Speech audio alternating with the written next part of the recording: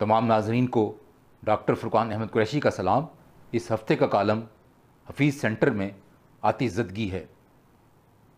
अतवार 18 अक्टूबर 2020 को पंजाब के सबसे बड़े और पाकिस्तान के दूसरे बड़े इलेक्ट्रॉनिक्स मसनूआत से वाबस्ता कारोबारी प्लाज़ा हफीज़ सेंटर लाहौर में आतिशज़दगी का अफसोसनाक वाक़या पेश आया।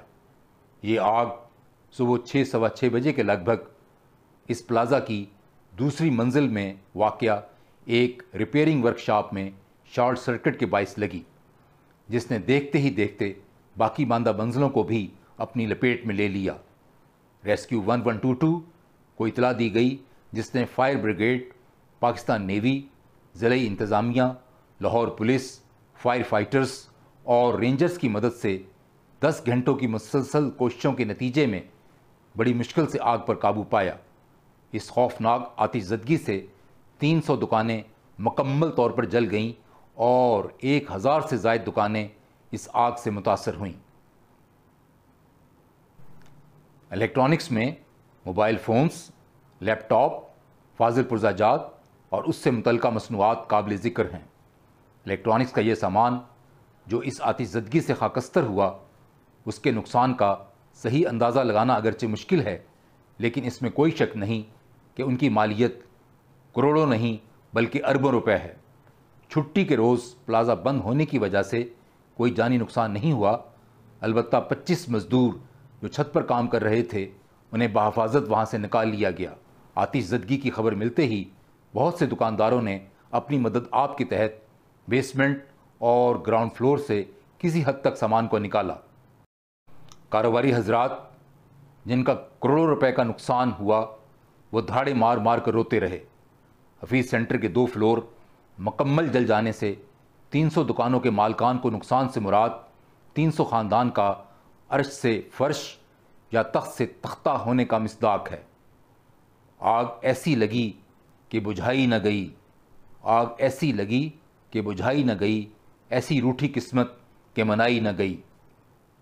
दौरान आतिशज़दगी हफीज़ सेंटर से आग और धुएं के गहरे बादल बहुत दूर से दिखाई दे रहे थे। आग ने फैलकर प्लाजे के अकबी हिस्से को भी अपनी लपेट में ले लिया था।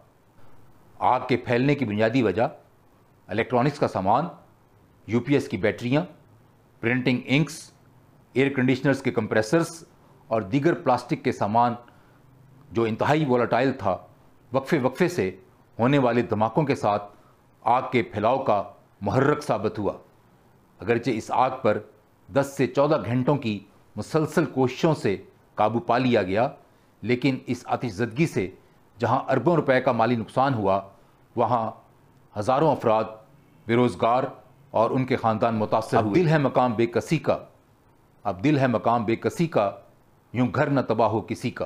पंजाब के सूबाई दारुल हुकूमत में गुज़िश्ता बरसों के दौरान आतिशज़दगी के वाक़यात का जायज़ा लिया जाए तो मालूम होगा कि 18 जुलाई 2019 को Lahore board of intermediate and secondary education के ऑफिस में आग लगी थी, जिससे बहुत सा तालीमी रिकॉर्ड जलकर ज़ाया हुआ। इसके अलावा 8 सितंबर 2018 को MM आलन रोड पर वाक़या अली टावर में आग लगने से 2 अफराद ज़ख्मी हुए। इससे कबल 11 सितंबर 2012 को बंद रोड पर वाक़या जूतों की फैक्ट्री में आतिशज़दगी से 25 अफराद जाँ बहक हुए।